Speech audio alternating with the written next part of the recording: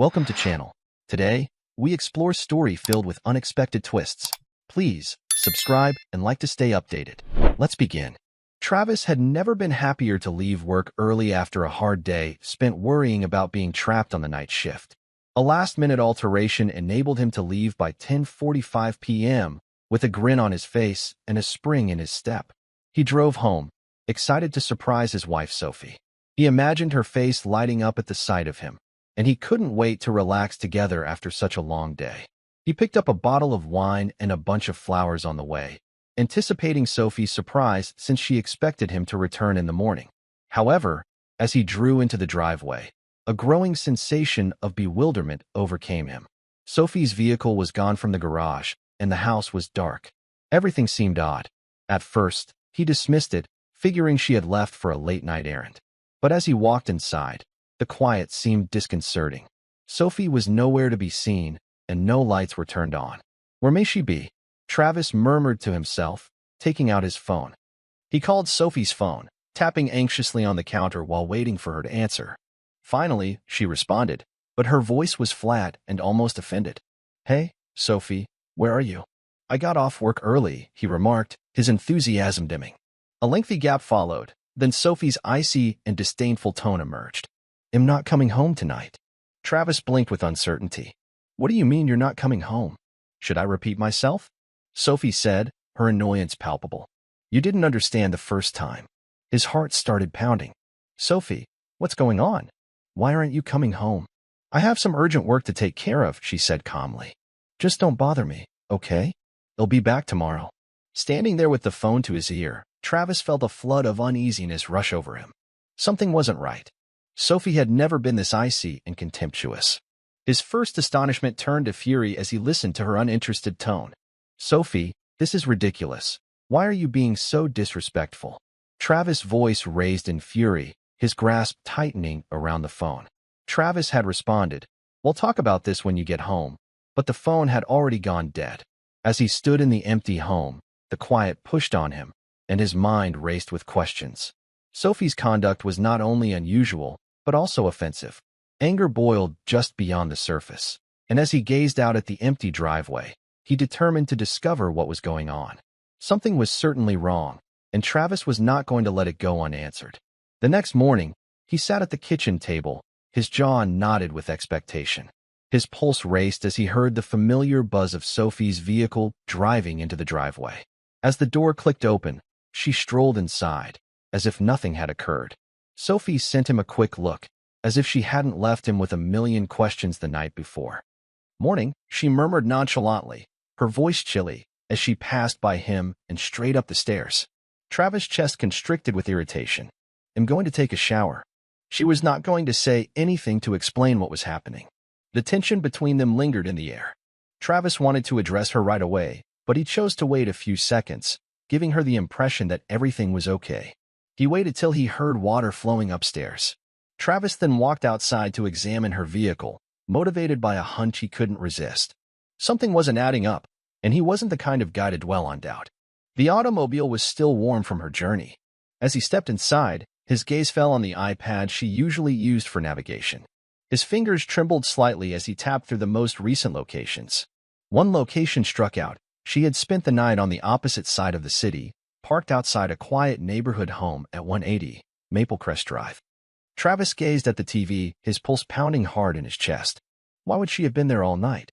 Before his thoughts could go too far, he unlocked the glove compartment, uncertain of what he was searching for, but what he saw stopped him cold. An open box of protection with one missing. His mind whirled. They hadn't worn protection in years, so there was no need for it to be in her vehicle. His hands became cold as he shut the container, and a sensation of betrayal rushed over him. The dots were connecting in the worst conceivable manner. He knew what Sophie had been up to. Travis stepped back inside the home. The shower was still running upstairs. He sat at the kitchen table again, gazing at the floor while waiting for her to finish. The minutes crawled, but the instant she walked out of the restroom, he was prepared. Sophie descended the stairs with her damp hair wrapped in a towel, her face fresh and carefree. She looked at him, but Travis' cold glare halted her in her tracks. "What?" she inquired, her voice already defensive. "We need to talk," Travis replied, his voice low and forceful. Sophie rolled her eyes. About what now? About where you were last night. He stared at her, waiting for her reply. He had her vehicle keys in his hand. Sophie's face clouded. What the hell, Travis? You were going through my car and my stuff? Answer the question, Travis said, irritation rising to the surface. Whose house is 180 Maple Crest Drive? Why were you there all night? Sophie's eyes flashed with guilt. Defiance? Travis couldn't tell, but she straightened her back and crossed her arms. It's Ethan's house, she said firmly. Travis felt his heart sink. Ethan, the guy from your branch? Yeah, I stayed the night there, she said, almost too calmly. Travis clenched his hands, attempting to keep his rage under control. You think I'm an idiot? You spent the night at another man's house. I find protection in your car, and you want me to believe nothing happened? Sophie's eyes narrowed. So what if I stayed there? It's not what you think. Then what the hell is it? Travis' voice raised in rage. Tell me, is he your lover? Sophie breathed softly, her protective demeanor easing. No, Travis. Ethan is not my lover. Travis stared at her, his tolerance dwindling. Then why were you at his house? And don't tell me some ridiculous lie. I deserve the truth. Sophie gradually lowered her arms, her annoyance becoming colder. Look, I had some problems at work, okay? Ethan helped me out. He covered for me in front of our bosses. If he hadn't, I might have lost my job. I went over there to thank him. Thank him? Travis' eyes blazed with amazement. So what? You slept with him out of gratitude? Sophie's expression was unaltered. It was my idea, Travis. Ethan didn't ask for it. I knew he found me attractive, and I decided to give him something for helping me out. Travis' blood ran cold. You gave him something? You mean, he paused, looking for words. You slept with him as some kind of reward? Sophie's calm demeanor was annoying. Yes, she said simply. It wasn't cheating, Travis. It was just a transaction. A voluntary, honest deal. No feelings involved. Travis looked at her, shocked. He had no words to express how absurd and cold this all sounded. You sold yourself for your career? Sophie glanced at him without flinching. I gave him a little happiness in return for helping me. That's all. Travis' heart wrenched as the truth of her words set in. Sophie, how could you even think that was okay? She shrugged. It was a professional courtesy. He did me a favor, I did him one. That's it. Travis felt his world collapsing around him. He glanced at Sophie, unable to comprehend the lunacy of her remarks. She did not flinch or show any sorrow. Sophie, I don't think we should dwell on this, she said calmly. You may be upset by what you've learned, but you know that you're my husband, and I love you. One night, one mistake, shouldn't be the reason for a divorce or for ruining what we have. She spoke as if she were brushing over a little nuisance. Travis' head reeled, and his pulse raced with astonishment. She wasn't just begging for forgiveness. She was dismissing the whole situation as insignificant. Let's just forget about it, Sophie said, her tone light, as if she were recommending they disregard an overdue bill. Travis could not answer. His lips felt dry, and his neck clenched with the weight of her treachery. He sat there in startled quiet, as Sophie's attention went to the arrangement of flowers on the counter, the same ones Travis had picked up the day before to surprise her upon his early return from work. A grin spread over her face. Wow, honey, are these flowers for me? She said, moving closer to appreciate the vivid petals, utterly unaware of the tension in the air. You're so good to me, she remarked. She did not wait for a response. Instead, she went to the bottle of wine he had brought home and opened it with ease.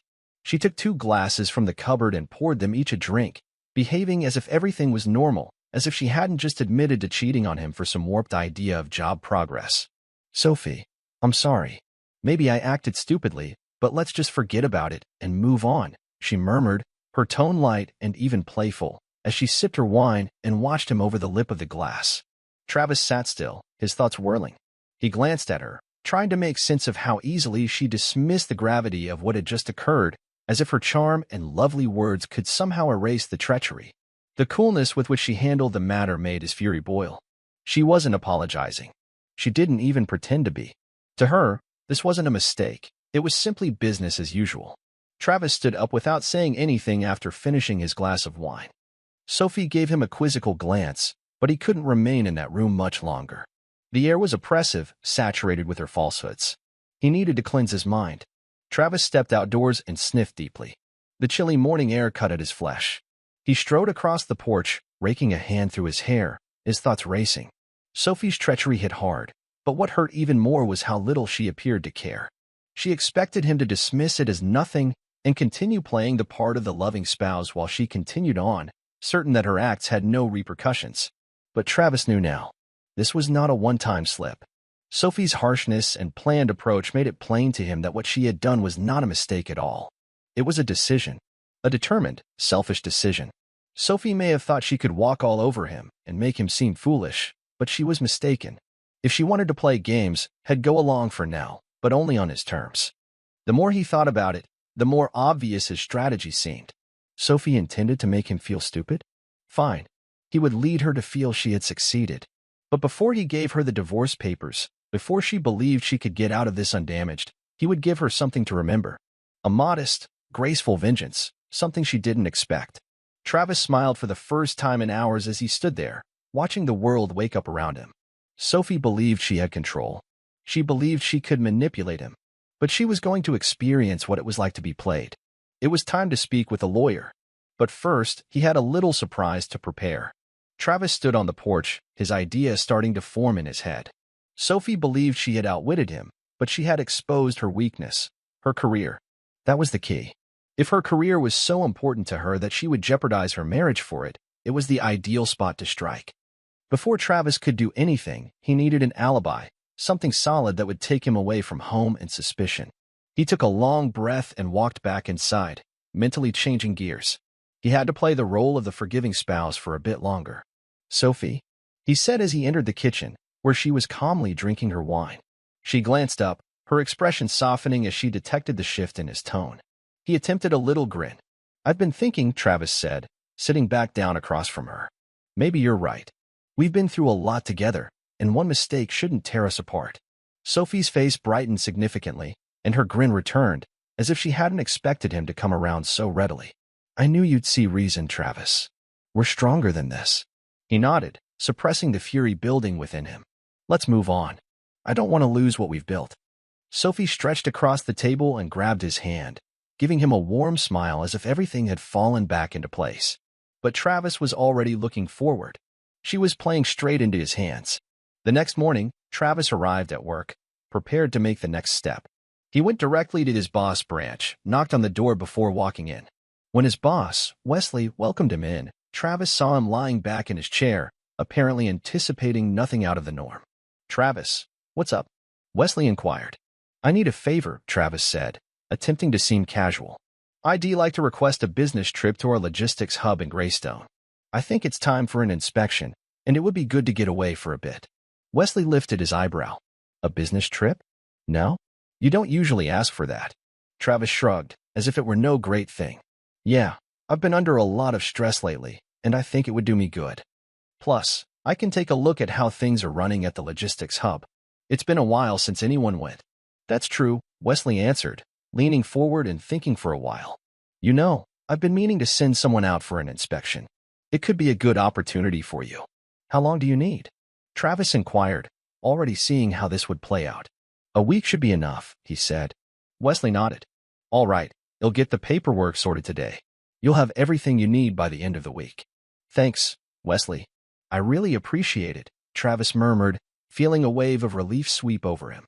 Later that day, Travis got all of the formal documentation for the business trip, including signed papers and company authorization, everything required to make his absence perfectly legal. This was the justification he needed. When he got home that evening, he made sure to show Sophie the documents, casually giving them to her as they sat down to supper. "Looks like I've got a business trip lined up," Travis added. "It'll be gone for 10 days starting Wednesday." Sophie scanned the papers before handing them back. "A week, huh? Well, I guess I'll miss you, but work is work, right?" "Exactly," Travis said, his tone level. "Just part of the job." Sophie smiled, with no sign of mistrust in her eyes. She believed him entirely, which was precisely what Travis wanted. Travis put his strategy into action over the course of the following 4 days. With his alibi established, he concentrated on finding the proper individuals to assist him carry out his retribution. After some investigation, he came across a group of young event planners that specialize in flash mobs and innovative pranks. They were accustomed to arranging a variety of public pranks, so Travis' request piqued their interest. Travis met the group in a little bakery a few miles from his home. He outlined his desired scenario, a meticulously staged event that would leave Sophie scared, bewildered, and embarrassed, but nothing that would cross the line into something actually destructive. It had to be beautiful, subtle, and devastating. Okay, so you want us to stage a show? One of the organizers said, fascinated but perplexed. Travis nodded, his face serious. Exactly. I need something that will make her think she's losing her mind. Something she'll never see coming. It needs to feel personal, like she's being exposed for who she really is, but in a way that makes her question everything. The group exchanged looks, immediately generating ideas. We can do that, one of them said, smiling. We've done this sort of thing before. And trust me, if you want her to feel the heat, we can deliver. Travis went on his business trip on Wednesday morning, having completed all of the necessary paperwork. Sophie waved him off without thinking, certain that everything between them had returned to normal. She had no clue what was coming. Sophie began her morning ritual, like she does every day, by going to the bakery near her bank for her regular coffee and croissant. As she went inside, the fragrance of fresh pastries filled the air, and the familiar surroundings made her feel at ease. She placed her order and waited at the counter while the barista made her coffee. Just as Sophie grabbed for her cup, a guy in a crisp business suit approached her. He gazed at her, as if remembering her from someplace, and smiled slightly. "Oh, it's you," he shouted, his voice tinged with phony earnestness. "I recognized you. You're the woman who thanks her colleagues at work, in bed. How kind you are." Sophie froze as the words struck her like a blow. She looked at the guy, her pulse beating. "Excuse me?" she muttered, completely perplexed. The guy laughed, his countenance solemn but tinged with unnerving delight. "It's just so generous of you, really. Not many people would be that giving to their coworkers." He turned and walked away, leaving Sophie standing there dumbfounded. She stood in quiet for a time, attempting to understand what had just occurred. Surely, this was some sort. A mistake. Perhaps he confused her with someone else. Shaking it off, she hurriedly got her coffee and croissant and exited the bakery, her thoughts racing but ready to move on. Sophie returned to the bakery the next morning, but the bizarre meeting from the day before stayed in her memory. She was trying to forget it. People made strange statements all the time. They meant nothing. As she approached the counter to make her order, an older gentleman in impeccable attire shuffled up to her. His eyes opened as he spotted her, and he turned to greet her with a loving grin. "Oh, madam," he said, his voice filled with adoration. "I've heard about your generosity.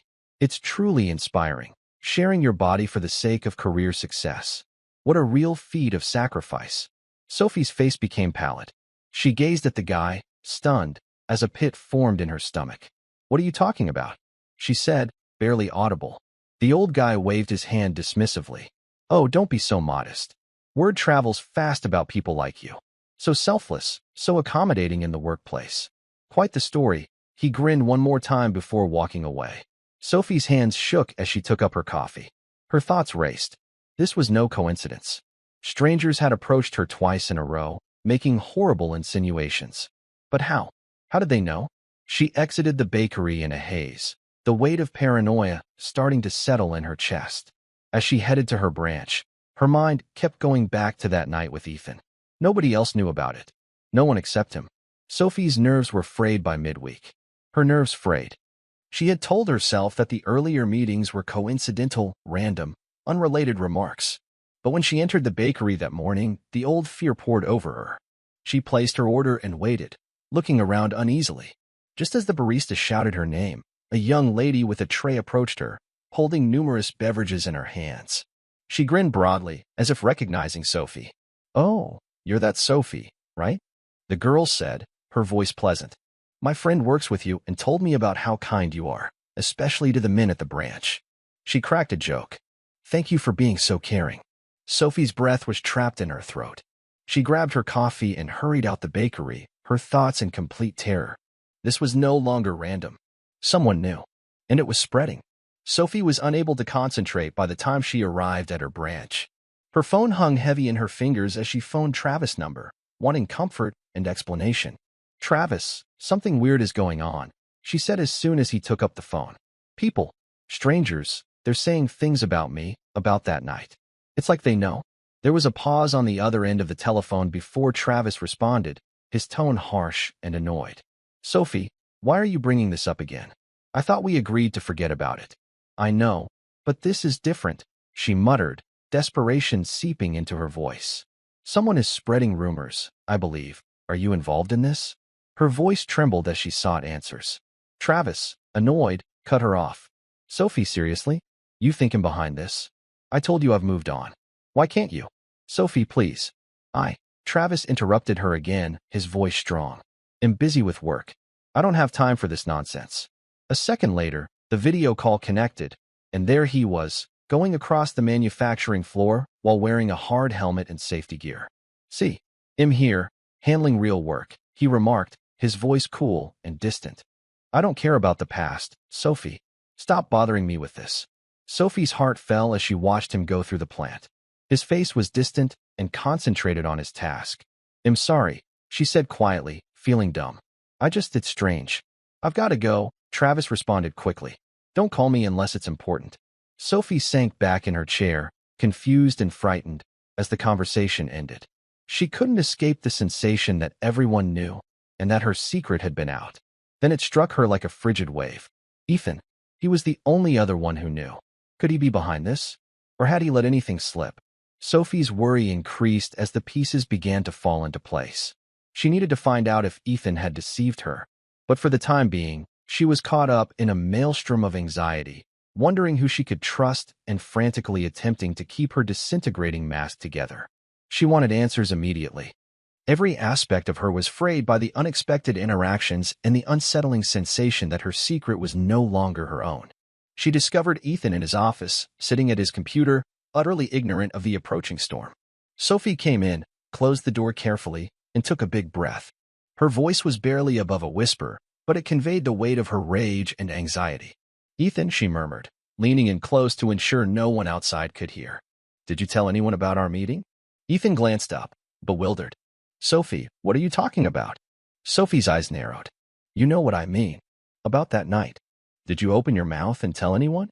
Ethan's face became pale as he realized what she was accusing him of. No, of course not, he muttered. Don't lie to me, Sophie said, her voice quiet but angry. If management finds out, we'll be fired. You know the firm's rules, no romantic relationships between employees. She moved closer, her rage spilling out. Are you an idiot? Do you have any idea what could happen to both of us? Ethan was obviously startled and lifted his hands in defense. Sophie, I swear I didn't tell anyone. I wouldn't risk my career over this. You know me better than that. Sophie examined his face for any indications of deception, but all she saw was perplexity and anxiety. Her rage boiled as she backed away, her pulse racing even faster. If it wasn't Ethan, who was spreading the rumors? She exited his branch, her mind racing in a tornado of incredulity. The bizarre interactions and statements from strangers made no sense. A chilly shudder of fear passed over her. Was she losing her mind? Was someone playing a twisted game with her? The remainder of the day passed slowly, burdened down by her mounting paranoia. Sophie's nerves had strained by the time she was ready to leave the branch. She walked out of the building, clutching a packet of paperwork to her breast, lost in concentration. Suddenly, a young guy crashed into her, knocking the folder from her grasp. Papers spread on the pavement, flapping in the wind.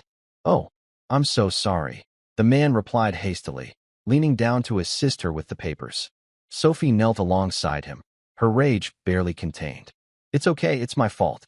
I wasn't paying attention, she murmured, her voice strained as she grabbed the last of the paperwork. Thanks for helping.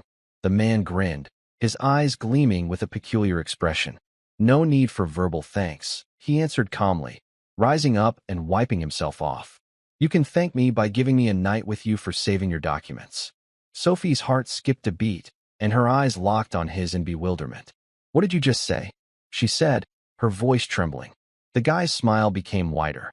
I can see it in your eyes. You like to thank men, especially when it's career-related, right? Sophie's rage boiled, and before she could control herself, she hurled the folder at him. You sick bastard, she said, her voice shaking with wrath. I won't leave a wet spot on you. He gave a menacing chuckle that sent shivers down her spine. He turned and rushed down the street without saying anything more, vanishing around the corner before she could even think about chasing him. Sophie stood stuck in place, breathing rapidly and quivering from wrath and terror. She felt as if the earth was sliding under her. Everywhere she went, someone reminded her of that night, teasing her as if the whole world had discovered her secret. Sophie sat in her dimly lit living room that evening, shaking as she grasped a glass of wine. She had hardly touched her meal. Her stomach was in knots as her imagination replayed the events of the last 4 days over and again. Her heart was racing, and no amount of wine seemed to soothe her anxiety. She felt as if she was dissolving. Nothing made sense any longer. Who were these individuals, and how did they know? Or worse, was she? She began to wonder whether she was hallucinating everything. Was her paranoia caused by her remorse over what she had done with Ethan? Sophie reached for her phone, her hands quivering, and opened the browser. Her fingers hesitated over the screen for a second before she put in the search term, psychotherapist near me. As the list of names flashed on the screen, she gazed blankly. The reality set in. She needed assistance. Either someone was playing an intricate and cruel game with her, or her mind was deceiving her. In any case, she was certain of one thing. She was on the verge of losing control of something. Sophie had been agitated by Sunday morning. Her nerves had strained from the week's unusual interactions, and she was resolved to avoid any further unpleasant or humiliating circumstances. She made a decision. No coffee stops, no loitering on the street. She went straight for the branch, believing that working would help her relax. She needed to forget the last 4 days and concentrate. Perhaps, just maybe, this day will pass without incident. Sophie was already at her desk, working quickly, when the other workers began to arrive at the branch. As the hours passed, she felt a weird sensation of tranquility. For the first time in 4 days, she felt like she was gaining control. Sophie sighed with relief as the branch hummed with the typical morning bustle. Finally, she thought, have some tranquility. But the tranquility did not last long. About an hour later, just as she was beginning to feel normal again, the branch door swung open, and a courier entered with a big arrangement of red roses. The scene quickly attracted attention. Heads turned from every angle of the branch. The courier, apparently oblivious to the tension in the air, made his way to the center of the room and loudly announced, "Delivery for Sophie." The words struck her like a shockwave. Sophie's stomach twisted into knots as she stood up, already feeling the heat from everyone's stare. Several of her coworkers, intrigued and amused, crowded around to see what was going on. Sophie approached the courier with her pulse beating. "I didn't order anything," she responded forcefully, attempting to keep her voice calm. "Why do you think these flowers are for me?" The courier gave her an innocent shrug before pulling out a little note placed between the flowers. He cleared his throat and started reading the message loudly, loud enough for everyone in the branch to hear. "For the sexiest and most divine Sophie, who made me happy that magical night. Signed, Ethan." The room was quiet for a few while before laughing and whispering erupted around her. Sophie felt the blood drain from her face as she stood there, paralyzed with dread. She could hear her coworkers' muffled chuckles, mumbled remarks, and critical eyes scrutinizing her from head to toe. It was a nightmare come true. Sophie jumped forward and knocked the bouquet from the courier's hands, spilling roses over the floor. "What the hell is this?" she demanded, her voice quivering with rage and embarrassment. "What kind of disgusting joke are you playing?" Sophie's coworkers, some of whom were still laughing, watched in horror as her outburst continued. She couldn't control herself. Her anxieties had finally snapped. People muttered, exchanged eyes, and some even attempted to calm her down. Sophie, however, was beyond reason. "Sophie, relax," one of her coworkers murmured, but the sneer on her face indicated she wasn't taking anything seriously. But for Sophie, it was a nightmare. And the fact that Ethan wasn't even there to explain himself simply made matters worse. In an ironic twist, Ethan was missing since he had been transferred to another branch at their boss' request. Sophie was trying to gather her breath while yelling obscenities at the courier, who was now desperately backing away, when the door to the boss branch swung open. Mr. Harlan walked out, his expression a combination of perplexity and anxiety. He took one glance at the chaos, Sophie screaming, the bouquet on the floor, and the courier virtually racing for the exit, and walked right into it. "What the hell is going on here?" Mr. Harlan asked, his gaze shifting from Sophie to the strewn flowers and the message, which he stooped down to retrieve. He hurriedly examined the text on the card, his expression intensifying with each second. "Sophie," he said firmly, holding up the message, "what have you done? What's going on? And how are we supposed to understand this?" Sophie, still quivering with rage, couldn't muster a decent answer. Her thoughts were a whirl of wrath, terror, and embarrassment as her co-workers watched, their murmurs becoming louder. "Mr. Harlan," Sophie said, her voice becoming harsher. "Did Ethan really send you these flowers? Are you two in a relationship? You're married." "No," Sophie said, her voice breaking. "This is all a setup. Some kind of sick joke. I would never," but the words stayed in her throat, and her hands shook uncontrollably. Mr. Harlan examined her closely, his brow furrowing in worry and suspicion. "Sophie," he whispered, "you're not making any sense. You're acting irrationally. If Ethan is involved in this, I need to know now. Otherwise, you're putting your entire career at risk." Sophie's heartbeat quickened as she gazed around the room. This is the judgment. There was laughing, the suspicion, everything pressed in on her like a vice. "It's not true," she said again, but her voice was weaker and less persuasive. "I don't know what's happening. Someone is trying to ruin me." Mr. Harlan took a long breath, apparently attempting to be patient. "Sophie, you need to calm down." Her gaze flashed furiously across the room. Her co-workers looked at her with a mixture of amusement and sympathy, some struggling to stifle laughing while others exchanged knowing looks. It was too much. She could not take it anymore. Mr. Harlan stood in the middle of the turbulent situation, watching Sophie shake with fury and frustration. He could tell she was about to have a breakdown. Her face paled, and her hands shook. He realized he had to calm down the situation, not only for Sophie's sake, but for the whole branch, which was suddenly filled with whispering. Mr. Harlan lifted his voice with a fake grin, attempting to seem nonchalant. "All right, everyone, enough staring. Let's get back to work. What kind of joke is this, anyway?" He tried to lighten the atmosphere with his joyful voice, which was deep and humorous. "Sophie, calm down," he said, still smiling. "Why don't you take 3 or 4 days off? Well, figure this out. You and Ethan can take a lie detector test if it clears things up. No one will doubt your integrity. Trust but verify, right?" He chuckled, clearly not serious, hoping to break the tension and dismiss the whole thing as a misunderstanding. But Mr. Harlan didn't understand Sophie was already beyond reason. Something within her snapped when he spoke those words. "Yes, I slept with Ethan," she said, her voice hoarse with rage and shame. "I rode him like a young stallion, and I enjoyed every second of it. And all of you. You're just a bunch of miserable, nosy scum-suckers trying to stick your noses into someone else's life." Gasps rang across the room as individuals exchanged wide-eyed glances. Sophie's cheeks flushed with humiliation as she realized what she had spoken, but the dam had already broken. Tears welled up in her eyes as she grabbed her bag and dashed out the door, her cries filling the otherwise quiet area. As Sophie rushed out, she collided into Ethan, who had just returned from an assignment. He had no idea what had just happened. His typically confident demeanor slipped when he observed Sophie's plight. "Tell them, Ethan," Sophie said, her voice full with excitement. "Tell them how we were tumbling around at your place. They're all dying to know the details, because their lives are boring and gray, stuck in this branch." Ethan froze, his face losing color. His knees shook slightly as he tried to understand what was going on. His startled eyes flew across the room, taking in the horrified expressions of their coworkers. Sophie's remarks lingered in the air like a heavy, oppressive fog. "Ethan, why did you tell everyone about this?" "It was our secret," he said softly, just above a whisper. He seemed bewildered, as if the earth had been pulled out from under him. "So it's true?"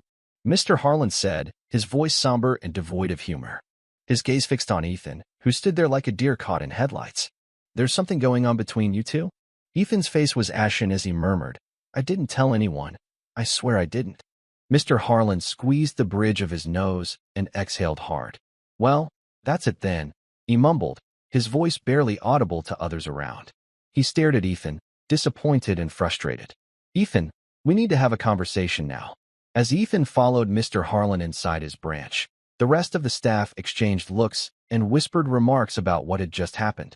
Sophie's breakdown, her unexpected revelation, and Ethan's astonished response had left the branch in utter chaos. Travis arrived home on Tuesday, feeling both satisfied and curious. He had planned some of Sophie's collapse, but he had no clue how far things had gotten out of hand. When he went inside the home, the air seemed heavy and tense. Sophie was seated at the kitchen table, clutching a glass of wine in her shaky fingers. Her eyes were wild, a combination of sadness and craziness. The lady who formerly held herself so confidently now seems absolutely shattered. Travis got a sensation that something dreadful had occurred. Sophie's face became furious as soon as she spotted him. "You," she yelled, getting to her feet. "You did this. You set me up, didn't you? You planned all of it." Travis stepped back, raising his fist in defense. "Sophie, calm down. What are you talking about? I didn't do anything." Sophie, however, was not listening. She moved toward him, her eyes filled with fury and despair. "You wanted to ruin me. You wanted to humiliate me in front of everyone." Travis responded softly and calmly, "I'm your husband. I wouldn't do that to you. I didn't arrange anything. Let's just talk, okay?" Sophie's hands trembled furiously as she stood inches from him, her face pale with wrath. Then, without warning, she raced for the counter and grabbed a huge kitchen knife. She returned to him, clutching the blade in her hand, her eyes crazy. "I'll make you pay for this," she yelled, swinging the knife at Travis. "You think you can destroy me and walk away?" Travis' heart hammered in his chest, but he maintained his cool. He carefully backed away, taking his phone from his pocket and dialing 911. "Sophie, put the knife down," he replied quietly but firmly. "You're not thinking straight. You need help." Sophie continued to yell as her grasp on the knife tightened. "You ruined my life, Travis. You made me look like a fool. You set me up. You monster." Within minutes, the cops came, crashing through the door and rapidly surveying the scene. Sophie, still clutching the knife, screamed incoherently as they gently disarmed and carried her away. Her face was a picture of sheer pain, and her words had devolved into a torrent of confused gibberish. As Sophie was led away in handcuffs, Travis felt an odd combination of sympathy and relief. She wasn't thinking clearly anymore. It was over. Sophie was diagnosed with a serious mental breakdown and admitted to the hospital for interim psychiatric treatment. Travis realized this was his chance to finally finish everything. While Sophie was under treatment, he took the measures he had been contemplating for weeks. He secretly took a substantial quantity of money from their joint account and transferred it to a private one. Travis, with the assistance of his lawyer, wrote the divorce papers, ready for the ultimate step of his retribution. Sophie went home to find the house vacant and a stack of documents waiting for her on the kitchen counter. Travis had departed with no reason other than the divorce papers and a message directing her not to contact him. Sophie's rage erupted again as she comprehended what was going on. Days later, she phoned Travis, outraged over the missing money, and accused him of stealing from her. Travis was prepared for her when they met face to face. His demeanor was serene yet hard. "I didn't steal anything, Sophie," he said, his voice frigid. "But I'll tell you this. Our house cameras have footage of you attacking me with a knife. If you want to play this game, I can easily press charges for attempted murder." Sophie's face became white as she realized the seriousness of his comments. Travis took a step forward, his voice cold and determined. "You've gone crazy, Sophie. You did all of this yourself. I tried to live like you wanted, like nothing had happened. But you destroyed it with your lies and your insanity." Sophie's rage turned to terror as she realized Travis had her surrounded. You can't do this," she said, her voice shaking. "Oh, I can," Travis said, his voice calm. "And I already have. You're not getting a dime from me. You've lost everything. Everything. And if you push me any further, I'll make sure everyone knows exactly what happened." Sophie, with no other alternatives, signed the divorce papers. She lost her job, her reputation was tarnished, and Ethan was let go as well. The branch controversy had spread like wildfire. Meanwhile, Travis walked away, free of the horror Sophie had created. His wrath was complete. He had been patient and played the part. Sophie's own deeds had led to her collapse. The feeling of triumph coursed through him as he realized he had finally escaped the mess she had caused and regained control of his life. Travis could not help but feel a chilly pleasure as he sat in the silence of his now empty home. Sophie's havoc in their lives had finally ended, and he had triumphed. She had lost everything. He had methodically constructed a strategy which had worked brilliantly. He had been patient, biding his time and playing the part of the faithful spouse while she unintentionally dug her grave. He wasn't proud of what he had done, but he couldn't deny the sensation of relief that came over him as he reflected on the events that had occurred. Sophie was a bright lady, but somewhere along the line, she made a catastrophic mistake, one based in her own selfishness. She had assumed that her actions would have no repercussions and that she could manipulate the situation to her advantage. She had misjudged Travis' capacity to stay cool, observe, and plan. What she hadn't anticipated was his persistence, patience, and the extent he was ready to go for justice. Her meltdown had been unavoidable. Sophie had driven herself to the brink with her lies, deception, and betrayal. And when the reality finally hit her, she couldn't take it. It was a lyrical conclusion to a relationship founded on deception from the start. Travis' thoughts wandered back to the earliest indicators of worry, the little details he had spotted but dismissed. The late hours, the cold, the unexpected separation between them. All of it had been a warning, but he never anticipated it would become so dark. However, now that everything was done, Travis realized that he wasn't feeling the excitement he had anticipated. He had not expected the loneliness that persisted. There was no victory or triumph, simply a false feeling of finality. As he considered how he would go on from this, the prospect of starting again with someone else seems frightening. The wounds from this treachery will last longer than he wanted to accept. Travis sat in the living room for hours, contemplating the future. He had gone through the worst of it, but life had a way of going on regardless of whether you were prepared for it. He needed to rebuild and find a way to heal, but it would take time. He had no idea what the following chapter would be like, but one thing was certain, he would not make the same mistake again. In the weeks that followed, Travis concentrated on his job. He immersed himself into his work, trying all he could to distract himself from the hurt and betrayal that lingered like a black cloud. He maintained his distance from those who had been close to him, including his friends and family. He couldn't bear to convey all that had occurred. It was simpler to keep things to himself. The few conversations he had with others were pleasant, yet there remained a lingering feeling of discomfort. It wasn't just about the broken marriage. It was about how others saw him today. He had always prided himself on being a nice guy and doing the right thing. However, the guy he saw in the mirror was no longer the same. Someone who has used deception and deliberate tactics to achieve his goals. He maintained track of Sophie, nevertheless, as she receded from his life. He had seen the papers and social media postings about her demise. Her career was in disarray. Her reputation is shattered. She had attempted to repair the damage, but there was no turning back from the controversy. Travis had been the silent architect of it all, the calm force driving her disintegration. It seemed weird that, despite everything, he couldn't get any joy from seeing her suffer. He had been right, but he couldn't force himself to appreciate it. Sophie eventually reached out to him in a last-ditch effort to save whatever was left. Her letter was brief, urgent, and filled with remorse.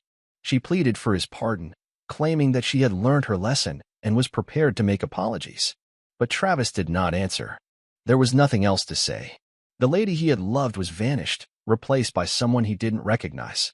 Her efforts to reach out seemed empty and lifeless. He was not the kind of guy to just forgive and forget. Not after all. Travis' life continued to go on. He moved into a new apartment, away from the memories of his previous life. The furnishings was unusual. The walls are recently painted. It was a blank canvas waiting to be filled with fresh experiences. He started to pursue new interests, something he had always wanted to do but never had time for.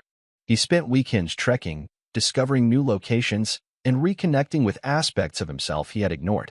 The agony of the past faded gradually, giving way to a feeling of possibilities. But there was always a part of him that would never completely recover. The treachery had left its imprint on his spirit. It could not be obliterated, no matter how hard he tried. He had previously loved Sophie really and profoundly, but she had betrayed that confidence. And once trust had been broken, it was very hard to regain. Travis would eventually find serenity again. He would learn to trust and love, but it would not be the same. The lessons he learned from his marriage and the agony he had experienced would remain with him. They were wounds from his history, but they did not define him. He was greater than whatever had occurred to him. He was stronger, smarter, and more resilient. And, although the wounds will always be there, he had learned to go on. Sophie, on the other hand, was left to assemble the parts of her existence. She had no one to turn to, no one who knew what she had been through. The shame and damage were all the result of her own decisions. And in her solitary times of introspection, she would look back to the 4 days when everything was fine, when she had it all, and wonder what went wrong. However, it was too late. Travis realized one thing as he strolled through his new life. He had seized control of his fate. He had survived the storm, and the scars were a monument to his strength. In the end, it was what counted most. Thank you for watching. What would you have done in Travis' position? Please let us know in the comments. Do not forget to like, share, and subscribe.